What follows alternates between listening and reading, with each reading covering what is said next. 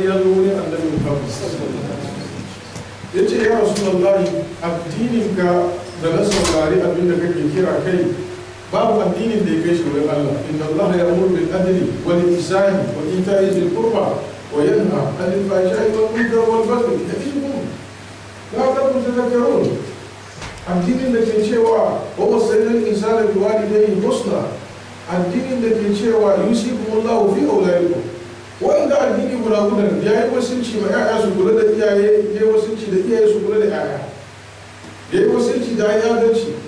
Amma ina da wayansu halaye, wayannan halaye nawa ba su dacewa da addini kan ba ka ba gaskiya ina so da ranka ya shiga. Wanda Allah ya tambaye shi wani ayyuka ya gare ka, ya ce batun shan giya ya riga ya zama mini ruwan dare, in ban sha ba to ba kwanciyar hankali, addinin kuma baya so. Kuma harkar ma dai ni champion da cikin su, in dai zan kwana na guda ba tare da kusa da wani ba to akwai tashin hankali. Ya yi ta kidaya ababa daban-daban na laifi, ya kare ya ce kuma babban abu daga ciki ni makarici ne ya rasu da manzo Allah sallallahu alaihi wasallam ce ba da zan baka addini, kafin ka bar shirka zan baka addini, ka karbi musulunci, dukkan ayyukan babu laifi na kyale ka, abu guda cikin su daya nake so ka bari. Ya ce guda daya cikin wa'en ga ababa da na lissafi, annabi ya ce guda daya. Ya ce wani ciki, ya ce karya kurun wai in na bar karya ko an sha kan ake ba ko mai ko an je wurin maka, annabi ce kai ne ka bar karya. Ya ce in dai wannan na yi alkawari ba zai karya ba, ce tun da ka bar mini karya ne ko na maka in tafi, Allah ya taimake ka, sabon sati abinda akwai ka zo ka gaya ne. Ya tafi mutumin nan ya je wurin shan giya, sai ya ajiye abin, bayan ya ajiye kwalwar da komai zai kurwa, sai ya ce mazu Allah bai ce na su na zo ziyarce shi, in na je tambaye ni ina shan giya ina jin kunye shi, ban yi karfin halin ce mai ɗaya ko ban yi ce mai ban sha ba, na yi alkawari ba zai karya ba. Sai ya zuta giya kawai ya tashi tafiya daure, Allah ya tafiye shi ya kwana ba a sha giya ba, kuma ba komai bai tashi gaba, dama rashin karfin hali da sabo ne. Aka je wurin zancen mata, kuma zuwa Allah ya tambaye ni ya zancen zinan nan, ban yi karfin halin ce mai nayi, kuma ban iya ce mai bai yi ba matukar nayi, domin na yi alkawari ba zai kara. Sai da wannan duk miyagun aikin da ya lissafi ya basu duka baki daya, saboda ya yi alkawari ba zai karya ba. Don haka yan uwa musulmi, wallahi karya musiba ce, bala'i ce, bal mu'mini baya yin ta, ji annabi Muhammad. An tambaye shi cikin wani hadisi, mu'mini ya yi zina ya ce mu'mini ya sha giya ya ce mu'mini ya yi karya, annabi ce mu'mini ya yi karya, manzo Allah sallallahu alaihi wasallam ce wannan yana isharar girman karya a cikin laifi. In ba domin mutane sun mai da karya ya riga ya zama musu cingo suna tattaunawa cikin harshe su ba, da musibar da duniya ya shiga gada bai shiga ba. Yaki banzan da daga yana faruwa ana so da jinin musulmi ta hanyar karya ake shirya shi.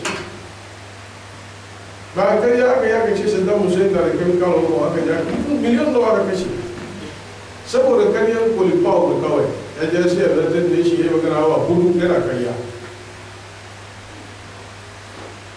Miliyan da aka kashe Iran, aka dasa fada tsakanin shiya da suna, aka wuce aka bar su da azumin da suna kashe juna.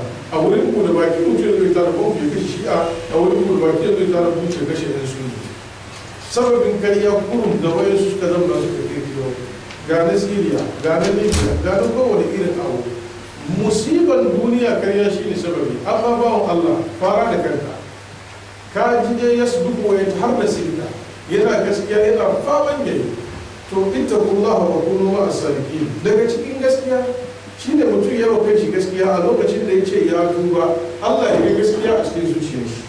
Don haka Imam Qurtubi yana cewa la shakka bi anna at-tawbata an-nasuh min ahassin ahwali sin. Mutum ya tuba na gaskiya a cikin zuciya yana daga cikin kebantaccewar gaskiya. Yace fa ma alal akili al-muttaqi illa mulazamata as-sidqa fil aqwali. Duk mai hankali bayan ya ji sakon Allah da wani sarki cikin wannan aya ba abin da ya kamata gare shi illa ya dage da rubuci gaskiya a cikin duk abin da zai fara wal ikhlasi fil af'al ya zama zuciyar shi lokacin da zai aiki da ikhlasi don Allah was safa'is fil ahwali ya zama yana da safaha shine ainihin inside ka da outside ka duka ya zama guda a cikin dukkan halin yace man tasafa bi zalika wanda duka ya sifantu da waɗannan sifofi bakin gaskiya zai fahimta aikin da ikhlasi zai yi a cikin halayensa kuma inside shi da outside shi duka sun zama guda to sara ma'al abrar zai kasance tare da manyan nagartattun bayan Allah wa uziya bi ridahil ilahi ghafar zai samu rabo na ubangiji sarki wanda yake mai yawan gafara to Allah ka samu a cikin waɗannan mutane Allah ya ce ayar gaba ما كان لأهل المدينة ومن حولهم من الأعراب أن يتخلفوا عن رسول الله ولا يرغبوا بأنفسهم عن نفسه ذلك بأنهم لا يصيبهم ظمأ ولا نصب ولا مخمصة في سبيل الله ولا يطعون موطئا يغيظ الكفار ولا ينالون من عدو نيلا إلا كتب لهم به عمل صالح إن الله لا يضيع أجر المحسنين. wannan aya har wa yau Allah madaukakin sarki yana zance da sahabbai na annabi Muhammad sallallahu alaihi wasallam wa'anda an tare da shi a cikin Madina da kuma na kauyuka da an tare da shi cewa ma kana li ahli madinati thaniya kuma kana yana zuwa da nafi yana zuwa kuma da nahi idan ya zo da irin wa'annan wurare yana zuwa da nahi ai mun gane ko halawa Allah madaukakin sarki yake ma kana li ahli madinati bai kamata ga mutanen Madina wa'anda ke tare cikin gari tare da annabi Muhammad sallallahu alaihi wasallam wa man hawlahum da wa'anda ake waye da su na garin Madina kauyukan da ke tare da su min al-a'rabi na daga larabawan kauye an yi takhallafu an rasulullah da za su zama gida su rabu da annabi Muhammad sallallahu alaihi wasallam shi kadai ya tafiya wala yarkabu bi anfusihim an nafsi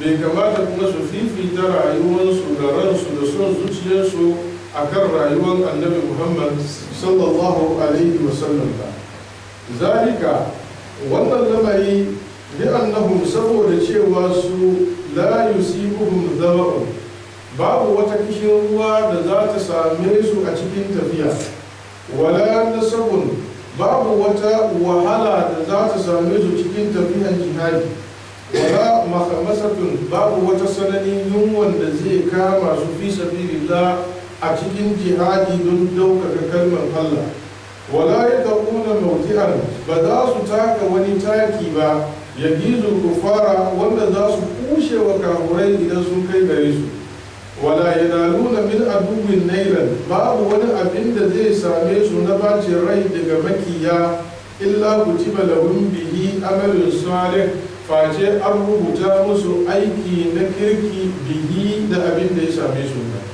wato kutiba lahum bihi amalun salih kalmar bihi zai koma ga la yusibuhum zama'un ba za su ji kishin ruwa ba illa kutiba lahum bihi amalun salih kishin ruwan da suka ji Allah zai rubuta musu ladan aikin kyau wala nasabun babu wata wahala da za su ji a cikin tafiyan jihadi illa kutiba lahum bihi amalun salih face Allah ya rubuta musu da aikin kirki maimakon wahala wala mahmasatun babu wata yunwa da zai ji su fi sabilillah matukan a cikin jihadi ne illa kutiba lahum bihi amalun salih face an rubuta musu ladan aikin kirki kawai domin sun ji yunwa wala ya taɓuna mawki'an ba za su yanke wani mayanka ba shine su taka wani taki kalmar alwatu shine takewa bi ba babu wata garin da za su sauka illa kutiba lahum bihi amalu salih wanda yangizul kufara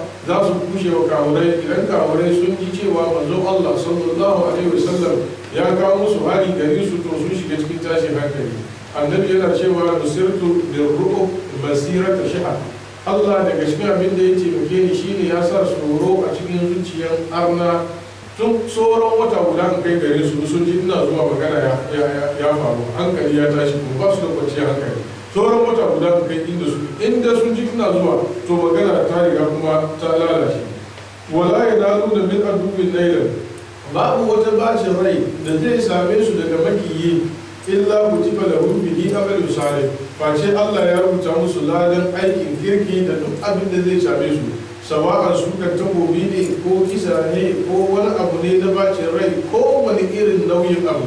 Allah ya ce la yanaluna, wani abu ba zai tabe su nailan ko min kankantan abin min aduwwin daga makiyi illa kutiba lahum bihi amalu salih, face Allah ya rubuta musu aiki na kirki da wannan abin da ya same su. Inna Allah, ka sani cewa Allah madaukakin sarki la yudibu ajral muhsinin, baya tozartar da ladan waɗanda suka kyautata aiki. Dukkan wanda suka yi aikin su da ihsani to ladan su a wurin Allah cikakke, ubangiji kuma zai kare shi. Allah madaukakin sarki ba zai tozartar da shi ba. Tozartar da abu shine ka hofintar da abin kai don faruwa da shi har ya lalace. To duk abin da musulmi ya aikata da sunan jihadi ne, to Allah madaukakin sarki zai ajiye mai wannan lada kuma zai saka mishi. Lakin isharar ayan da cewa inna Allah la yudibu ajral muhsinin ya zo da sigan ismi maimakon da meri, maimakon ya ce inna Allah la yudibu ajrahum, Allah ba zai tozarta ladan su ba, sai ya ce ladan al-muhsinin, bi ma'ana waɗanda suka kyautata biyayya ga annabi Muhammad sallallahu alaihi wasallam, su ne waɗanda ke da masarin isani, su ne Allah ba zai tozarta ladan su ba. Wa bi ibaratin uhra, waɗannan mutane da suka yi biyayya ga annabi Muhammad a cikin wannan tafiya mai wahala, ga kishirwa, ga wahala, ga yunwa, ga sunan sun tattaka har kasan arna har suka kai tabuka cikin zafin rana, suka ji wuya nauyi iri daban-daban. Wayannan mutane sun musinai ne, don haka tunda sun zama musinai kuwa Allah ba zai tozarta ladansu ba. Wannan aya yana yin shaida sahabban da suka fita yakin Tabuk tare da annabi Muhammad sallallahu alaihi wasallam sun hau martaban isani. Martaban isani kuma shine martaba na karshe bayan annabci. Idan mutum ya same shi to ya kai an ta'budu Allah ka annaka tarahu fa in lam takun tarahu fa innahu yaraka. To waɗannan sahabbai Allah yana musu shaidar cewa su mu'isnai ne. Allah bai ce ba zan tozarta ladan ku ba, a'a ban tozarta ladan mu'isnai. To tunda sun bi manzon Allah sallallahu alaihi wasallam kuma da su kake ashe su yan isani. To Allah ka ba mu. A cikin ayar kuma akwai yin bayani cewa bai kamata ba idan annabi Muhammad sallallahu alaihi wasallam ya fita yaki da kai shi kuma ya ba da umarni a fita wani mutum guda daya ya zama na gida ba.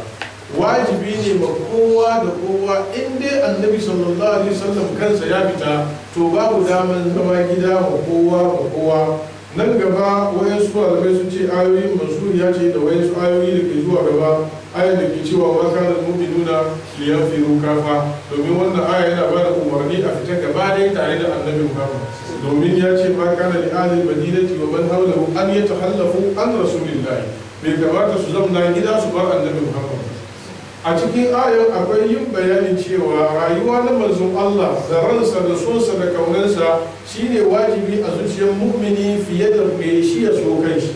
Wala yargabu bi anfusihim an nafsihi, bai kamata su zabi kansu da son zuciyarsu fiye da ran annabi Muhammad sallallahu alaihi wasallam, kamar yadda sahabi Abu Haisamata yayi, ya je gida gonarsa ya je iske amarya kyakkyawa, ta yi mishi kyakkyawan shimfida, ta yi mishi tanadin abin sha mai ban sha'awa, ya zamna gashi cikin inuwa, ya ce zillun zalil, wai inuwa mai sanyi, wa sharabun bari, da abin sha kuma wanda yake shi kuma mai sanyi, wa firashun layyin, da shimfida mai laushi, wa imra'atun hasana, da mata kyakkyawa amma wa rasulullahi fi harri shams ne ina cikin wannan ni'ima manzo Allah sallallahu alaihi wasallam yana cikin rana wannan bai dace ba sai dauki takobi kawai sai yi annabi Muhammad ya rabu da wannan inuwa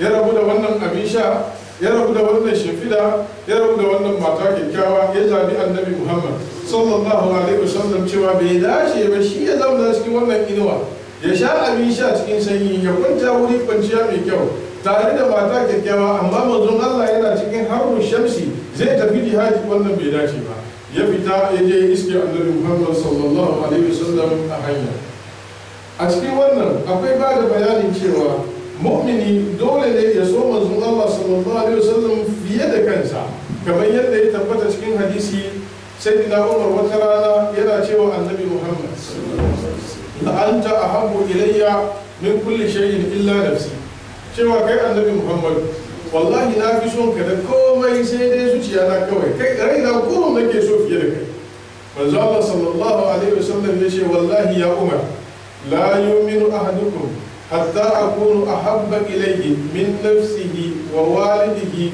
wa waladihi wan nasi ajma'in daya daga cikin ku ba zai zama mu'mini na gaskiya ba sai ni annabi Muhammad na zamo abin so a cikin zuciyar shi fiye da ransa fiye da uwarsa fiye da ubansa fiye da ƴaƴansa lokacin mutum yake zama mu'min ka san wani mutum zai kashe ran shi domin ya tafi da yaran shi ko ba haka nan ba don haka ka ayu ka fi son ranka da ranka kenan ko ba haka nan ba to dole ne ka so annabi sallallahu alaihi wasallam fiye da iyayenka ka so manzon Allah fiye da ƴaƴanka ka so manzon Allah fiye da ran da ke cikin zuciyarka sayyidina Umar ya ce wallahi la anta ahabbu ilayya min nafsi allati bayna jambayya annabi ya ce al'ada ya Umar sayyidina Umar sai ce wa annabi Muhammad wallahi ya rasulullahi ni kan na fi son ka fiye da zuciya na ba da kuma dai na faɗi ne don gama ce wani abu manzo Allah ya ce al'ada ya Umar yanzu ka zama mu'mini na gaskiya lokacin da ka fi son manzon Allah sallallahu alaihi wasallam fiye da komai to lokacin imani ya tabbata idan kun lura أن يتهلفوا عن رسول الله ولا يرغبوا بأنفسهم الرغبة إذا كشيء رغب فيه يأي بدن أبنكينا لا يرغبوا بأنفسهم عن نفسه رغب عنه يأي كيام أبنكينا دو هذا كسوس سورانسو in ya so su kyamace ranar na annabi Muhammad sallallahu alaihi wasallam shi ne kai shi ya fita kukunan na gida wannan bai dace da mu'mini idan ya yi imani da Allah ya kuma gaskata annabcin annabi Muhammad sallallahu alaihi wasallam ba wata wahalan da zai sha yunwa ne ko kishirwa ko wata gajiya ko ya tafiya ya gaji ya kai wani wuri ya sananta wa makiya ko su bata mishi rai face Allah zai rubuta mishi ranar aikin kirki ne kuma zai samu martaban nan na ihsani Allah kuma baya tozarta ladan waɗanda suka kyautata aiki Allah ka sa mu cikin su ubangiji yake ولا ينفقون نفقة صغيرة ولا كبيرة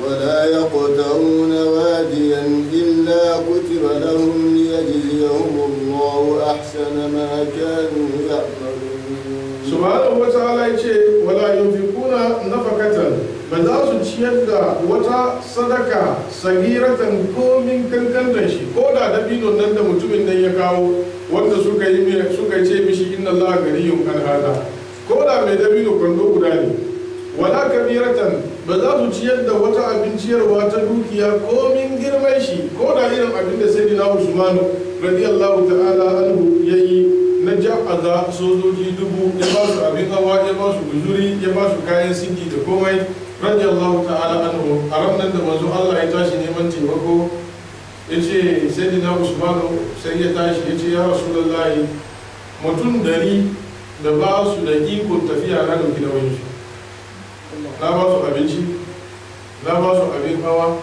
na ba su guzuri da kuma abin da za su bar iyali su har mu tafi kuma mu dawo manzo Allah sallallahu alaihi wasallam ya ce Allah ya baka albarka wa zai taimaka mini Allah ya bashi aljanna sai sai da Usman kuma ya sake tashi ya ce ya Rasulullahi mutum 100 kuma banda 100 farko na doki nauyin su, na ba su abin hawa, na ba su abinci, na ba su guzuri, na ba musu abin, na ba su abin da za su ba iyali.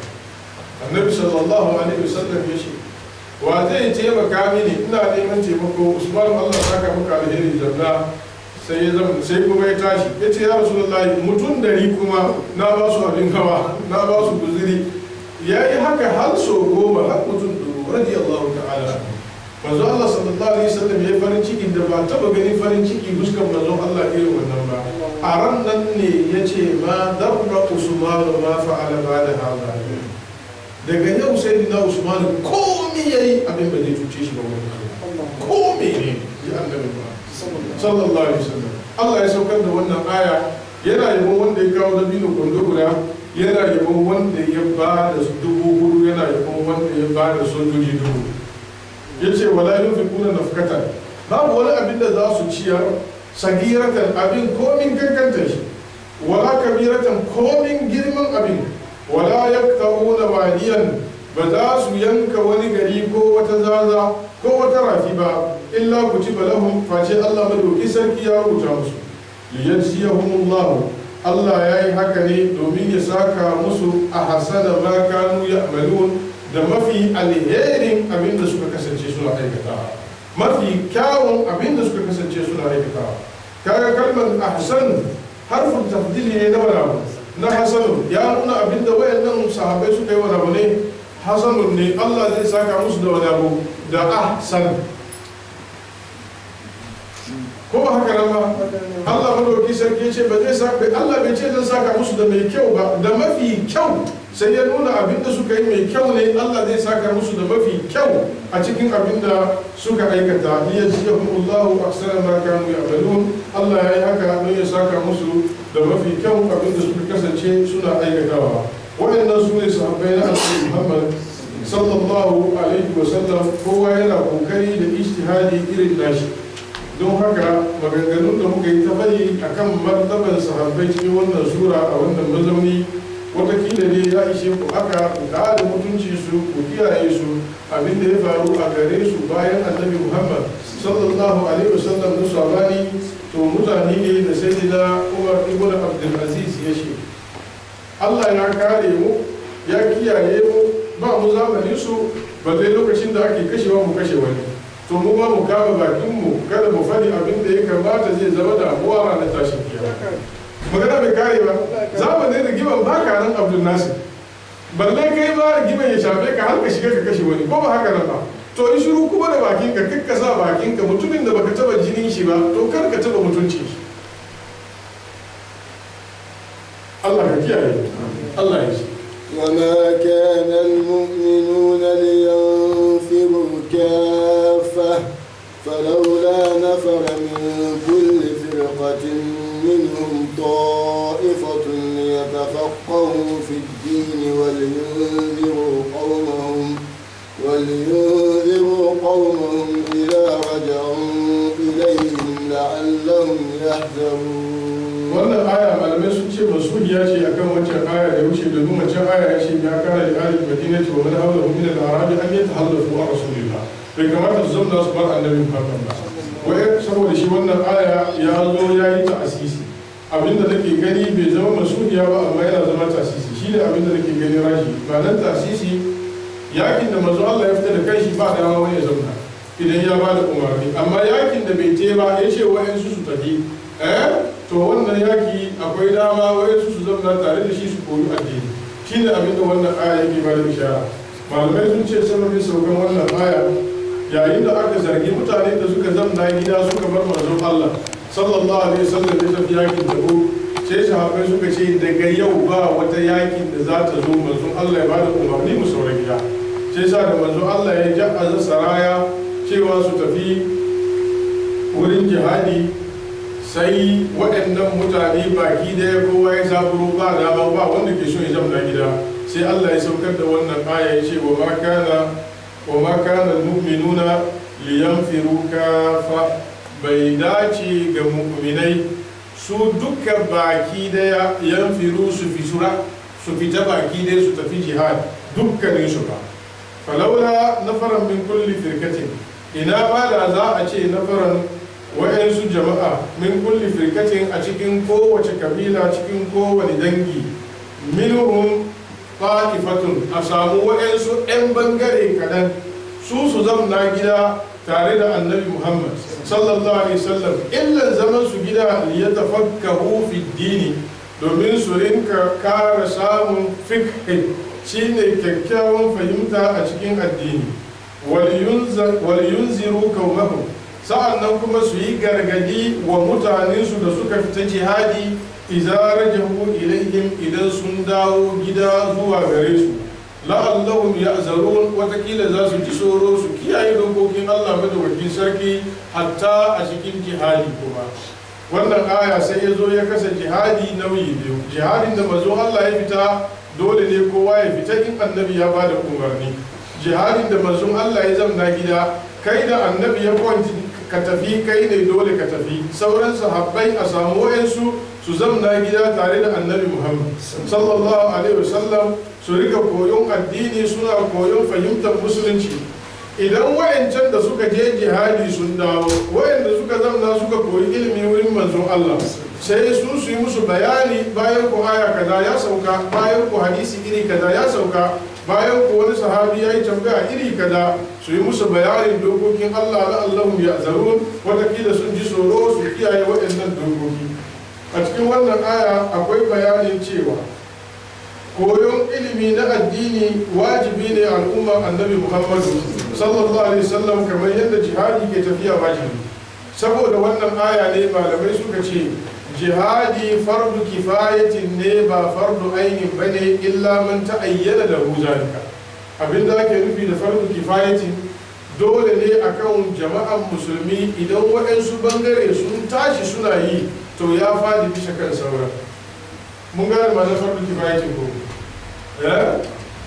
yanzu musulmi idan ya mutu musulmi na zaune cikin gari suka samu labarin wani ya rasu suka zamana ba su je sun yi idan shi ba ba su shirya shi ba ba su bisa shi ba ba su mai sallah ba aka je aka bisa shi bison da ba na musulunci ba to duk musulmin da ke cikin garin baki daya sun yi laifi sun sami Allah babban sabo kuwa amma idan aka samu wayansu jama'a cikin musulmi suka tashi suka je suka yi mishi yadda ya kamata a yi ku ji da kyau suka mai yadda ya kamata a yi tun wurin mai wanka har wurin mai sallah har wurin bison shi to ku da ba ku je ba laifin ya fadi kanku domin waɗansu sun je sun saya sun bayyana to wannan shi ake kira fardu kifaya in waɗansu sun saya sun yi da kyau to kafakun waɗannan sun isa muku amma idan aka ce fardu ainin dole ne akan kowane single person yanzu sallar azafar fardu ainin ne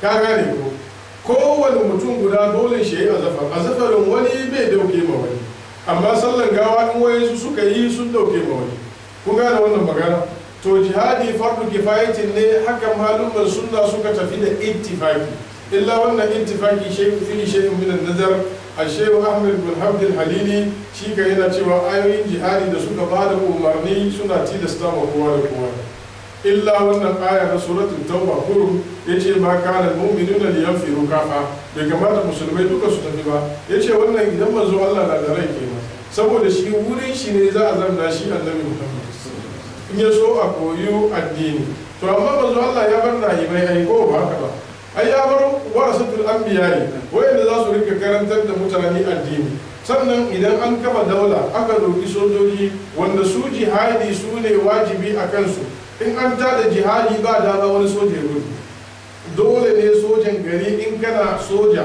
idan jihadi ta halaccin musulunci ne ba dama ka gudu idan ya gagari sojoji to sai sabiliyan kuma ku zo ku raba musu baya kun fahimci wannan abu wannan shine abin da malamai suke fahimta a cikin wannan aya sa'an nan kuma suka ce koyon ilimi kuma wajibi ne kamar yadda jihadi ya zama wajibi don haka musulmai sai suka su kashe biyu wayansu wurin jihadi wayansu wurin fahimtar addini annabi sallallahu alaihi wasallam ya faɗi falalan ilimi a cikin hadisai masu tarin yawa wannan ilimi na fiqh shi ma fardu kifayatin ne ba fardu aini ba ilimin fiqh wato ka koyi ilimi har ka zama fakihi wanda ya kai darajar ijtihadi da istinbati dole ne ma musulmi a samu wa'ansu sun koyi wannan ilimi, dole ne. Idan musulmi baki ɗaya aka zube ba mujtahidi a cikin su to dukkan su sun yi laifi. Amma an samu wa'ansu sun saya suka ci kwallo a cikin ilimi, za su iya saukar da fatawa akan nawazil, to ku da ba ku sani ba ya faɗi kanku, amma in kowa bai koyi ba to kowa ya laifi. Saboda ayan fasalu ahla zikr in kuntum la ta'lamun, in ku ba ku sani ba ku tambayi masana, ya nuna cewa ba dole shi kowa ya sani ba, ko ba haka ba. Amma akwai ilimin da dole sai kowa ya iya shi. Wannan ilimi fardu ainin ne a kanka, shine ilimin ibada. Malamai suka ce hadisin annabi Muhammad yana cewa talabul ilmi faridatun ala kulli muslimi, ko ba haka ba. Neman ilimi wajibi ne akan kowane musulmi, wa muslimatin kari ne, ba annabi bai faɗi haka ba. Manzo Allah wallahi da ya yi lalaci ya san yace musulmi mata ma zo shiga ciki. Kika ga an kara talabul ilmi faridatun ala kulli muslimin wa muslimatin, wannan kari ce. Manzo Allah bai kara wa muslimatin ba. Amma wajibi ne kan kowane musulmi, in an ce kowane musulmi da mazansu da matansu, ai magana ta riga ta kare. Mun gane wannan. To wannan ilimi al-ilmu ilmul hal shine ilimin condition da kake ciki, dole ne ka san hukunci shari'a a ciki.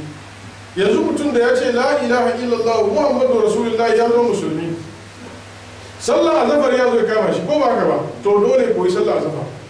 Allah asar ya zo dole koya. Mutumin da bai da kudi koyon ilimin fidda zakka ba dole ne kashi ba, amma ran da ya samu kudi har kudin shi ya kai hisab, har shekara ta zagayo koyon yadda fidda zakka yake ya zama dole kashi, saboda shi ba abin yayi wani abu ya kama shi.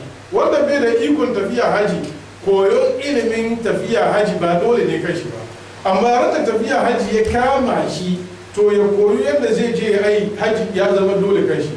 Al-ilmu ilmul an, wanda zai shiga wata sana'a, kowane irin sana'a, tun da yanzu zai shiga to ya koyi ilimin aikata wannan sana'a ya zama dole kan shi. Ba kawai da wanda ke ka lebura sai ka je kawai ka je kana aza kayan giya ko kayan abin nan, ko ka je kana aza yama har ka aza alade da sauransu. No. Lokacin da kake son ka je ka shiga aikin alade, kamin ka fara za ka tambaya, ba ka je ka yi zurfi ciki, an baka cek, an baka motar cek, an baka wannan, sai ka zo cikin lungu, to malam aiki alade kuma ya yake, malam kuma yace haramun ka ce ya zage ka. Lokacin da za ka je, lokacin za ka tambaya abokina, in an ce maka haramun ne, in kana da possibility rayuwa sai ka daina. Wannan shine addinin annabi Muhammad. Kuma fahimtar wannan abu kuma wani abu ne wajibi ne akan duk lokacin da condition abin ya kama ka, to koyon fahimtar abin dole ne kanka. Amma bai kama ka ba bai zama dole kanka ba, amma azufar ya kama ka dole, ko ba ka ba. Don haka yi azufar dole ne, la'asar ya zo, magaruba ya zo, lishe ya zo, ramadan ya zo, dole ne kanka. Haji idan ya zama tilas wajibi, zakka idan ya zama tilas wajibi. Wannan shine addinin annabi Muhammad sallallahu alaihi wasallam. Mutane su koyi ilimi da shi za mu fita cikin musiba. Manzo Allah sallallahu alaihi wasallam ya faɗa a cikin hadisi, man salaka tariqan yaltamisu fihi ilma sahhala Allah lahu bihi tariqan ila aljanna. Wanda duka ya shiga wata hanya yana koyon fahimtar addini a cikin wannan hanya da ya shiga, Allah zai sauke mishi hanya zuwa aljanna, inji annabi Muhammad. Yace wa innal mala'ikata latad'u ajnihataha ridan li talibal ilmi, wani ruwaya li talibal ilmi ridan lima yasna. Mala'iku suna shimfida kafadinsu ma wanda ya fita zuwa koyon karatu, kan kafadan mala'ika yake taka, saboda suna jin dadin abin da yake zuwa koyo. Wata rana wani malami a cikin wa'azi shi yana cewa wani kyale su, mu da muke tafiya kan kafadun mala'iku, wayannan ana magana ba su san abin da ake yi ba, sai magana yi a cikin gari, ko malamai ya ce su kan kafadan mala'ika su yi taka. Manzo Allah ne ya ce wa innal mala'ikata la tad'u ajnihataha li talibal ilmi ridan lima yasna. Sai sa duk wanda ya fita zai je wurin fahimtar addini, to ya tabbatar kan kafadan mala'ika yake takawa, in ji annabi Muhammad sallallahu alaihi wasallam, saboda girman abin da yake koyo. Manzo Allah sallallahu alaihi wasallam ya ce wa innal alima la yastaghfiru lahu man fis samawati wa man fil ardi. Annabi ya ce kaga mutumin da ya koyi ilimi har ya zama malami, duk wani halittar da ke cikin sama da halittar da ke cikin kasa suna istighfari gare shi suna roƙon Allah ya fi mawani, Allah ya fi mawani, Allah ya fi mawani. Manzo Allah ya ce wal hitanu fi jawfil ma, hatta kifi a cikin ruwa. In ga gina ce kifi ina nufin dukkan kifi, ba haushe bai da sunan kifi da yawa. Gana kuke cewa kifaye. Ba haushe kifi da yawa, kifi guda duka sunansu kifi. Ka lura ko in ka ji kifaye Gana aka koya. Manzo Allah sallallahu alaihi wasallam ya ce wa inna fadl al-alimi ala al-abidi ka fadl al-qamari laylat al-badr ala sahir al-kawakib. Manzo Allah sallallahu alaihi wasallam ya ce darajar malami akan wanda ke ibada amma ba malami ba, kamar yadda ka gani wata in ya cika yayi ruwan daren 14 yadda yake da girma yake haske da tauraro wanda ke da nisa in ba za ka kunna ba baka ganin komai, yace haka matsayin malami da mai ibada wanda ba malami ba haka suke wurin Allah, ji annabi Muhammad. Manzo Allah yace wa innal ulama'a warasatul anbiya, ka sani cewa malamai su ne magadan annabawa. Wa innal anbiya lam yuwarrisu dinaran wala dirhama, ka sani annabawa ba su gadar da mutane kudi ba, la dinari wala dirhami, ba su bar kobo ba balle kayo ba. Innama warrasul ilma, abinda suka gadar wa mutane shine ilimi na addinin annabi. Manzo Allah ya ce fa man akhadha bihi, wanda duka ya riko da ilimin da annabawa suka riko da shi, akhadha bi hazzil wafir, wannan mutum shi ya riko da rabo wanda yake mai girma, inji annabi Muhammad. Wannan shine guda cikin hadisi na falalan ilimi da kuma kasancewar mutum malami. Dole ne a koya, wayanda suka koya kuma dole ne a ba su haƙƙinsu, a girmama su, a san mutuncinsu, a san matsayinsu, a kare mutuncinsu, a kare matsayinsu. Matsayinsu a wurin Allah kai da su ba ɗaya bane, duk ibadanka malami ya fi ka. In ji mai talimu yana cewa wai kwanan malami ya fi ibadan jahili. Ba hadisi bane, maganar mai talimu ne amma kuma gaskiya ne. Sai kwarai da gaske idan malami yana kwana, ai malaiku suna mai istighfari. Jahili ko sai zo yana sallah ba alwala ko ba gaba. Tun wani alwallan ya bata alwallan ba ta yi kyau ba, ya zo yana sallah wurin. Mai yasa saboda jahilci. To amma ku sani yan uwa, samun ilimi bai yiwa sai an gaji. Ala لا تنال العلم إلا بستة سأنبيك بمجموعها عن بيانه زكاة وإرث واستبار وبلغة وإرشاد أستاذ وطول الزمان. mutum ya zama malami bai sai ya tattara wa guda shida, ya kamata yana da fahimta. in su kune ko ya isa a yi abin da zai yi ba, a yi iya kokari, amma ya shi ma dai ya zan samu sunan mai sunan malam, amma dai karatun kan akwai hanya. Wahilsun ya zama mai shi yana kwanan abin, ko min fahimtar shi in bai so bai zama malam. Wastibar ya zama yana da hankuri a cikin wahalar da zai sha na karatu ko yaya abin yake. Wa bulga ya zama yana da guzuri, yana da kudin sayan littafi, yana da kudin abinci. In yunwa ya ishi mutum duk abin da ka sa kan shafi.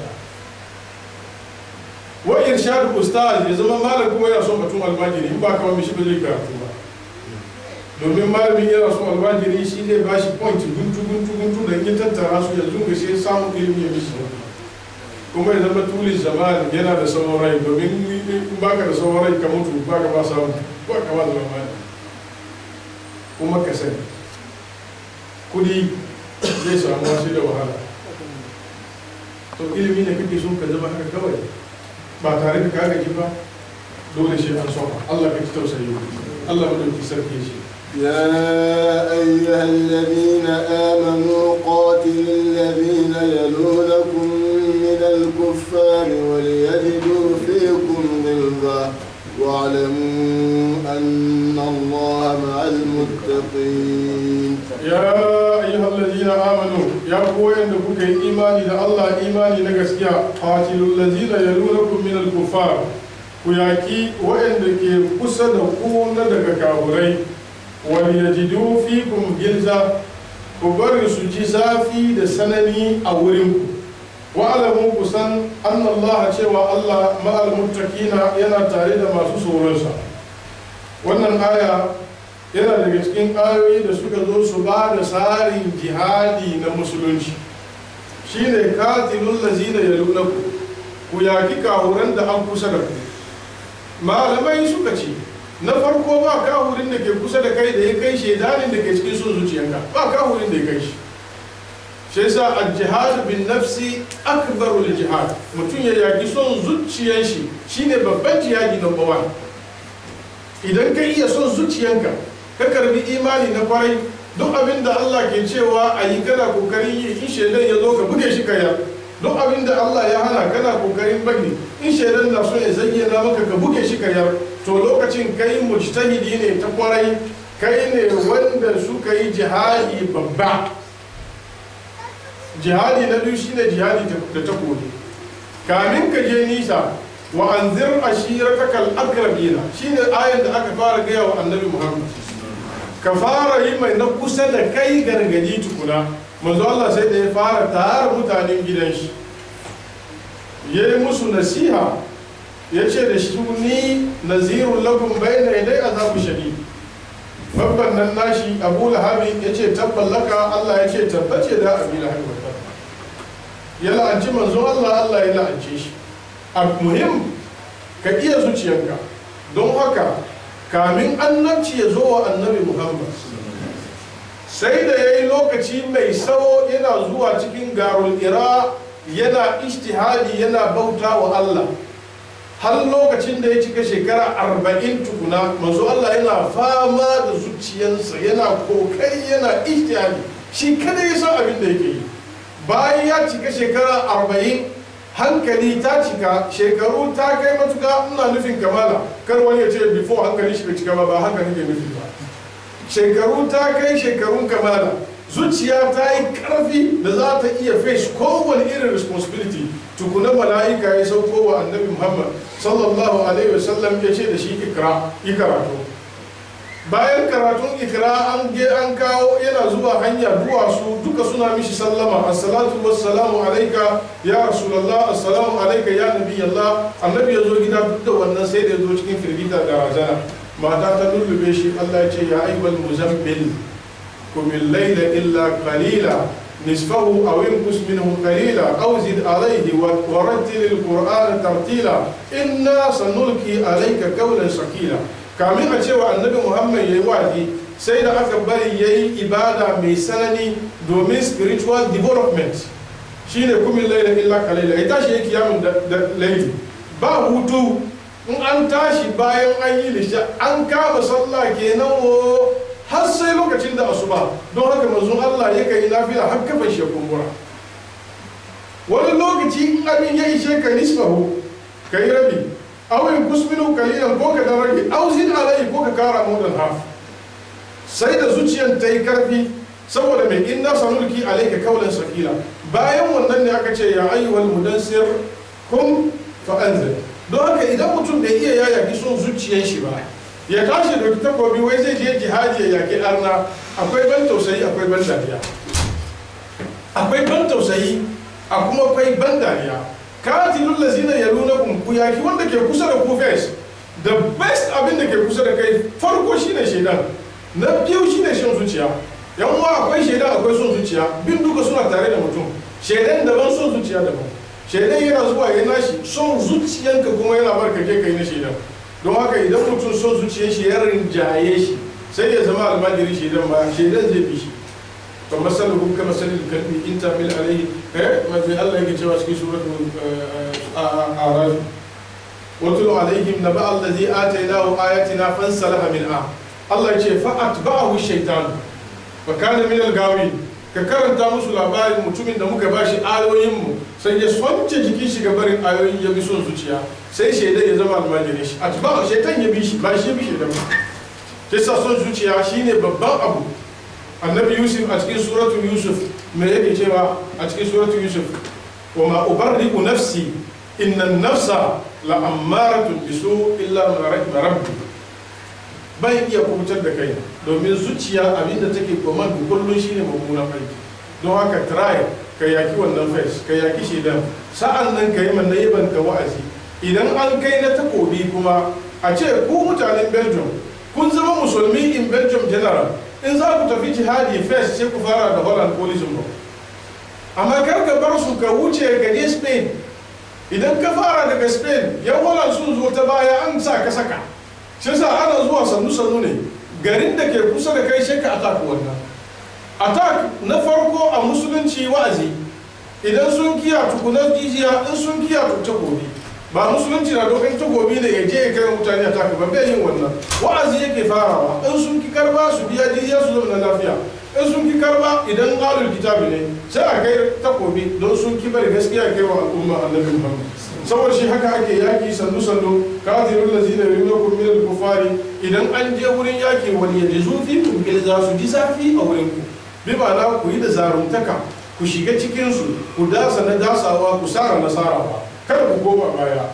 Wa alamu ku san anna Allah cewa Allah madawaki sarki ma'al muttaqin, yana tare da masu tsoron shi. Don haka a wurin jihadi in za a tafi ya kamata a tafi da attaqwa ne. Nasihan sayyidina Umar kenan, usika man ma'aka min al-ajnadi bi taqwallah. Yana gaya wa amin toban da musulmi, ina yi maka nasiha da wanda an tare da kai da guji tsoron Allah. Ya ce wala ta'malu fi ma'asiyati llahi wa antum fi sayrikum fi sabilillah. Kada ku je kuna sabon Allah lokacin da kuka tafi jihadi a cikin daukaka addinin Allah. Wala taqulu inna aduwana sharrun minna. Kada ku ce makiyan mu ai su ba musulmai bane, mu musulmai ne, ko da mu yi laifi ba komai. Ya ce rubba qaumin sullita alaihim man huwa sharrun minhum. Wayansu mutane Allah madaukakin sarki ya kawo miyagun arna da suka fi su sharri, ya ba su nasara bisa kan wayanda suka fi kusa da shi. Ya ce wa kad sallata Allahu ala al-kuffar al-majusi ala bani Isra'il fajasu hilal ad-diyar wa kana wa'dan maf'ula. Allah ya kawo arna kahorai masu bautan wuta akan masu bin addinin annabi Musa alaihi salatu wasalam, suka kashe su, suka rusa su, suka kona at-taura, suka rusa masallacin baitul maqdis. Don shi kakkata ba nasara don zallan musulunci ne sai da takwa. Ya ce idan sun zama masu sabo, ka zama mai sabo, inna adaduna laysa ka adadihim wa uddatuna laysa ka uddatihim. Sun fi mu yawa, shirin su ya fi namu, to da me za ka iya su? Ba za ka iya su da kowa ba sai da taimakon Allah ko ma'al muttaqina. Allah yana tare da masu tsoron shi. Jama'a mun fahimci wannan. Kar wani ya zo ya gude ka, ya cika kunninka da magana ya ce maka zo ka tafi jihadi gari kaza, ana jihadi Masar ana yi nan, ana yi Siriya ana yi. Aboki ya ki son zuciyanka fes. Ka iya shaidani son zuciyanka? Ka iya karya? Ko ka bari? Ka daina ziyanar gaskiya? Ko kuma baka samu chance bane? Telefonin mai yariyar nan ka kansu, Facebook nan ka kulle, email nan ka share. Ko dai hanyar zuwa nan nan. Akwai wayan ga duka kuma ka tashi ka tafi kai zaka tafi jihadi, zaka je ka kara musu rashin nasara ne, domin irin ka suna cikin sojojin musulmi rashin nasara ke zuwa. Da Abu Ubaida bin Jarrah ya zama amin komandan musulmi, Ali bin Walid shi da shi suna tare shawara da shi, yace mutanen da yan musulmi yayi turu maci ba mu da yawa, mu kaman 3000 su ko ba 3000. Mutanen Iran kenan za a je a yi yadda kaga abin gari, ku ba mu koma gida mu zo kusa mun shiri. Ba haka nan ba ya yi 3,000 da 3,000. Abu Ubaida ka bani shawara me kake gani za a yi? Ya ce a muhimmin laila ya hankuri da dare ga har gobe da safe ya baka me za ka yi. Cikin dare sai Abu Ubaida ya tashi yana yawo cikin himma musulmi ya bina. Da aka wayi gari sai ya ce ma Khalid bin Walid ka sai a kai fada fa innaka ala al-hayy. Nasara na kai. Lafiya. Yace sojojin ka baina raki'an wa sajidan wa talihan li kitabillahi wa zakiran lillahi azza wa jalla. Ce da dare na bi bayan dukkan heman sojojin ka daga mai zikiri, ce mai sallah, ce wanda ya rukuyi, ce wanda ya yi sujada, ce mai karatun Qur'ani. In dai sifan sojojin ka kenan, to ba wanda ya isa sai a gaban ka komai yawan makiya. Da aka fara ko ba je ko ina ba Allah ya ba su nasara. Wa alamu anna Allah ma'al muttaqin. Allah yana tare da masu tsoron shi ne. a cikin wannan aya akwai ba da isharar cewa sahabban manzon Allah da ake yi ma wannan nasiha masu tsoron Allah ne, domin bai ce wa da mu anna Allah ma'akum ba, bai ce Allah na tare da kowa, yana tare da masu tsoron Allah, kuma ya ba su nasara a ce su masu tsoron Allah ne.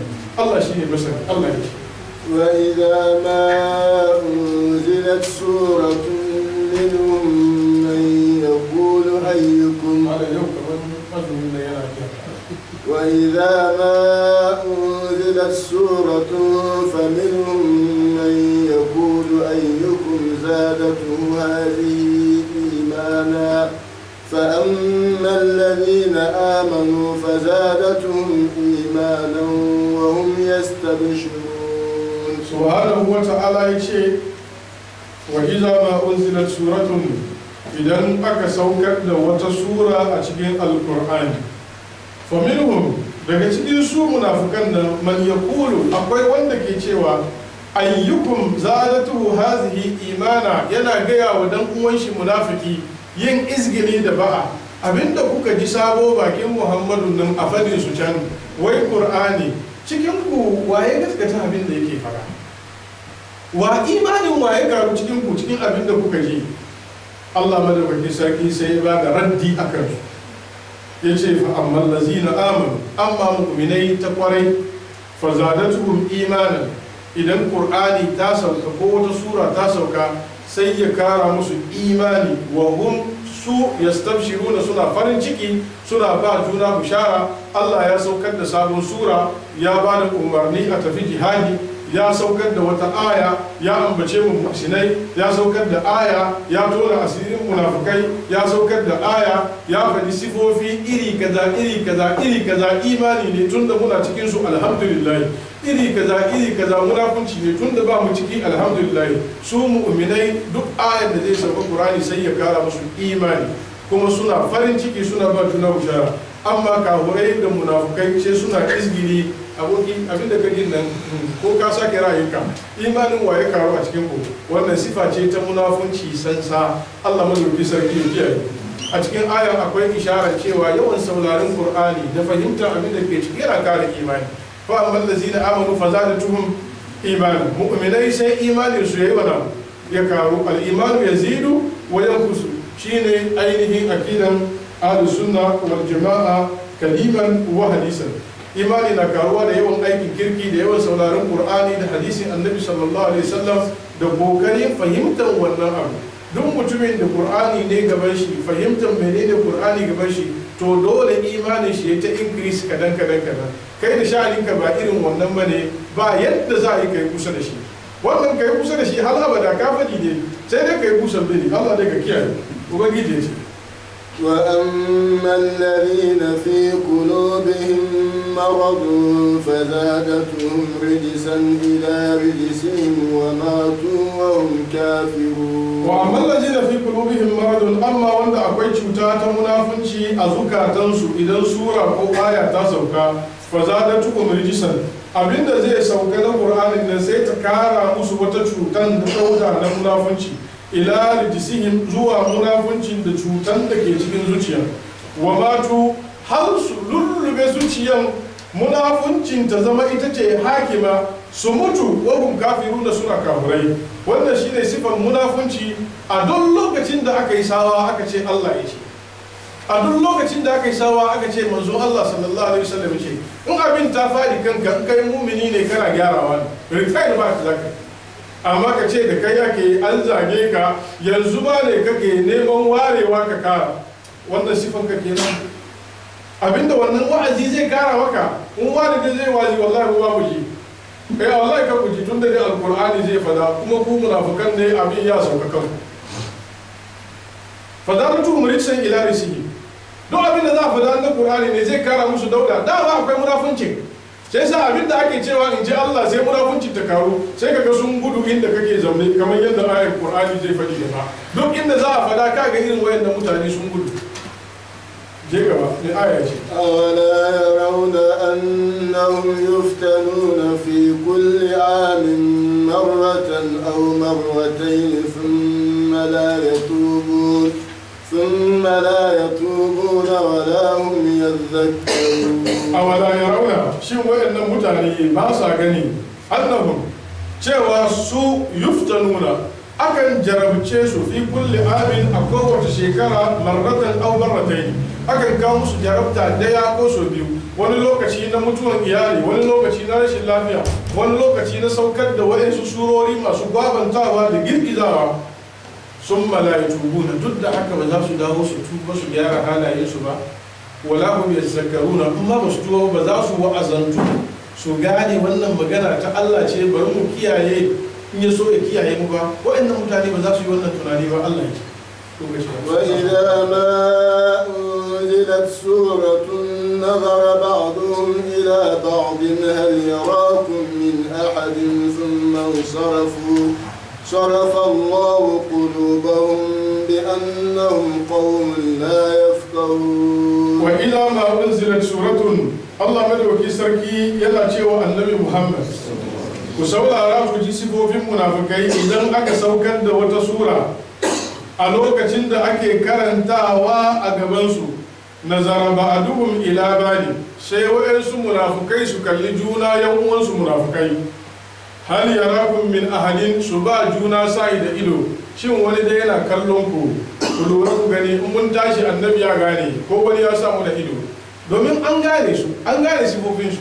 Da an fara wani sura faminhum man yaqulu izalli wala taftinni, shi wanda ya zo ya ce wa annabi Muhammad a kare ni in zamna gida inda za jin na akwai mata kyakkyawai karin je su fitine ni in je auka ku je ku jefe ni. Allah ya ce wa minhum man yaqulu izalli wala taftinni ala bil fitnati sakatu. Da an saukar da wannan aya don Allah wa za kalli sha biyu ana kallon shi, don haka da ayoyi sun fara sauka irin wannan ce suna kallon juna, ya wani na dubanka lura ka gani idon manzo Allah yana kanka, idan suka gaba idon manzo Allah kai ce su ba juna sai wannan ka tashi. Allah ya ce nazara ba'duhum ila ba'din hal yarakum min ahadin, suna tambaya wai wani yana kallon ku, sun man sarafu sai su tashi su sonce jikinsu su gudu. Qur'ani ko yana cewa kad ya'lamu Allahu allazina yatasallaluna min kulli wata, wa'inda ke jin jiki sanu su fita su gudu, Allah ya san su. Sun man sarafu sarafa Allahu qulubahum, imma ya zama filin du'a ko ya zama ikbar. In ya zama filin du'a, Allah madaukakin sarki ya karkatar da zuciyarsu kamar yadda suka kauce wa mazaunin annabi Muhammad sallallahu alaihi wasallam. In ya zama ibari, Allah madaukakin sarki yana bada labari Allah ya kau da zuciyarsu kamar yadda suka kau ga barin majalisin annabi Muhammad. Ubangiji bai kawo fatan ya kulle zuciyar mutum ko ya kore shi cikin imani, sai mai shi ya zabi wannan. Falan ma zahu azaga Allahu qulubahum, da suka bauda shi Allah ya wadar da zuciyarsu. Sarafa Allahu qulubahum bi annahum qaumun la yafqahun, saboda su mutane ne da ba su da fahimta. Duk lokacin da za a yi sawa a Qur'ani domin su ji su gyara, sai su ce an zage su, don Allah ku tashi mu wuce. Wanga ne da mu yake, da kuwa ke mana inda ku munafikai, da kuwa ke mana. A karanta Qur'ani, a karanta hadisin annabi Muhammad, mutum ya aikata abin da ya san abin bai da kyau, ran da kuma ka ce abin bai da kyau kuma ya ce an zage shi. Yana kokarin ya ja masu sauraren alkur'ani, yana kokarin ya zabi masu raunin imani a cikinsu ya fitta su cikin wayannan halaye. Na gaya muku in ba ku so suratul tauba ku yi hankuri, mun kare sannan ku koma. Wannan hali da kuka shiga mutanen Belgium bizzat munafunci ne sansa.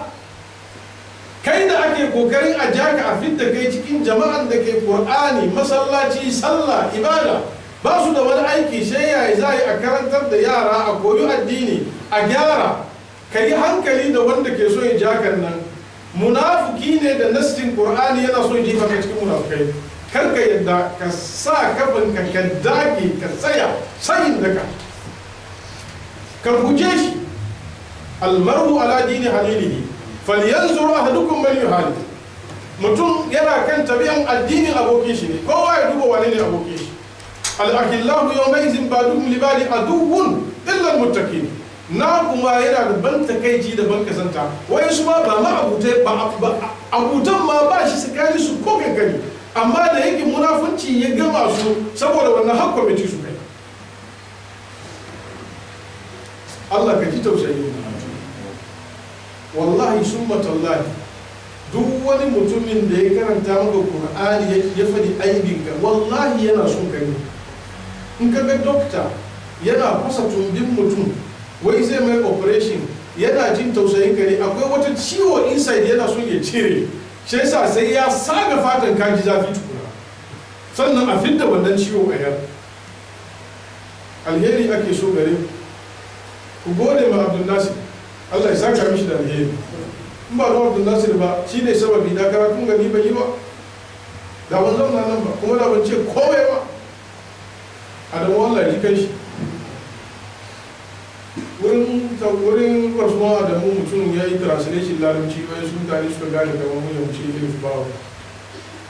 Allah ya saka mishi da alheri, shi ma sababi ne mai in ba ka mutum ce komai ba. Lakar labistu fi kumura min qablihi afala ta'qilun. Na zama da cikin kumura 6 years. An ce da ku kada. Idan kuwa an tambaye ka ka sani dole ka fahimci katimul ilmi marbun. Don Allah malami ya hau bari yanzu haka. Ya ce yan uwa musulmi halal ne ku ci ba laifi, ku sha giya ba komi, ku bi matan banza, don Allah kun sallar juma'a nan bayan shi. Don Allah kun sallar juma'a nan bayan shi. To in ya ce halal haramun ne, ce sa ya zage ka kenan. In ya ce zama gidan giya haramun ne, ya zage ka kenan. In ya ce ku kiyaye matan banza, ya zage ka kenan. To yanzu me kuke so a gaya muku? In an fari wannan an zage ku, in an ce a yi abin ko sallah ba za ku yi bayan mishi ba, ko ba haka nan ba. Allah ya kiyaye mu. Sifa ce ta munafunci sansa a karanta Qur'ani mutum ya dauke dubiya wa kanshi ya ce wai shi yake da munafunci ne sansa. Allah ka ji tausayi mu. Wa idza ma unzilat suratun nazara ba'dhum ila ba'd, idan aka saukar da wata aya al-Qur'ani sai su kalli juna, hal yarakum min ahli, kaga wannan yana cewa to ga ka gani wani da yana kallon ku sun man sarafu, Allah ya ce sai su juya su wasi, sarafa Allahu qulubahum, Allah ne ya wasar da zuciya. Wayanda ba su ga kullum baka ga sun wase ba, ko su wase ba, kuma ko ina suka yi sun wase domin sarafa Allahu qulubahum. Kuma abin mamaki bi annahum qaumun la yafqahun, jahilai ne baki da su, ba wanda zai iya fassara maka Fatiha a ciki, saboda shi yasa ka ga abin ya faru haka. Ba wanda ya taba yin nasiha mai kyau na gidanin shi illa malam shahidu. Allah saka mai da alheri, ya contribute kwarai na continue karatu ga ma gaba da nasu. Wata rana ya ce min malam wanda suke da background karatu daga Afirka suka koyi kaɗan, ba wanda ke gaddama cikin abin da kake fadi domin suna zuwa su karanta sun gani. Masu yin wayannan ababen nan ba su da background karatu da duba duk abin da ya fadi gaskiya ne, ce Allah ya saka maka a fito in ba haka da manina na yanki domin abin akwai barkaushi akwai ban takaici. Ba ina magana ga saboda ni bi zati bane, ina yi muku sawa ne inda duk za ku je a karanta Qur'ani a fadi laifin ku to ku gyara laifin, ku gode mu wanda ya gaya muku. Amma ku zamna kuna kulle kuna sharri kuna makirci kuna hawa nan kuna sauka nan ku bi nan ku sauka nan ku fuda nan, don an ce ka biya kudi ba ka son ka biya, yi tafiyar gaba na kai zama ka kyale musulmi, sai ka kawo sharri da kulle da sharri. Allah ka kawo sharrin ba sharri. Ayat da ke gaban mu shine da karja ku da bar shi haka nan, in ya so insha Allah gobe cika da suran da karja ku. Malam Abdullah Allah ya ji shi, Allah ya rahamshe shi, Allah ya sa ya huta. Mutumin da kuka sani Malam Abdullah na Barcelona, General Secretary malamai na African Umma, Allah ya karɓi shi yau da ranar da. Muna roƙon Allah ya sa aljanna shi ne makomai shi, Allah ya jasar da shi a cikin rahmansa, Allah ya karbi bakonci shi, Allah ya yafe mishi abinda ya kaddamar ma umma, Allah ya saka mishi da alheri. Mutawakkil bai mutane sun yasu mai 18 hours no problem, Allah ya saka mishi da alheri, ubangiji ya karbi bakoncin shi, ya bar iyalai yara kanana, Allah mu roke ka kamar ya mishi maimakon su, Allah ka raya su rayuwar addini, Allah ka kare imanin su, Allah ka kare mutuncin su. Ba mu da abin da za mu mishi sai addu'a, muna roƙon Fatiha da ya kul wallahu uku, Allah ya kai lada zuwa gare shi. Bismillahirrahmanirrahim.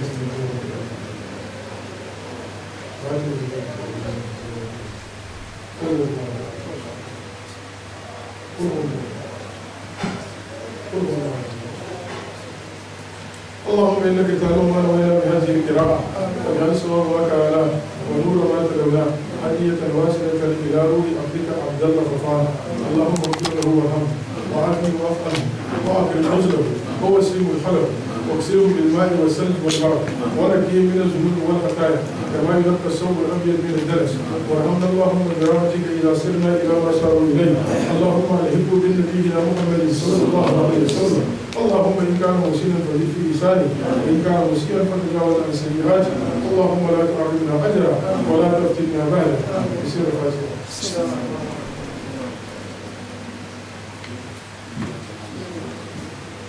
dan uwan nan baban shi ya rasu ranar asabar Allah ya ji kai shi Allah ya ramshe shi Allah sa ya huta qul huwallahu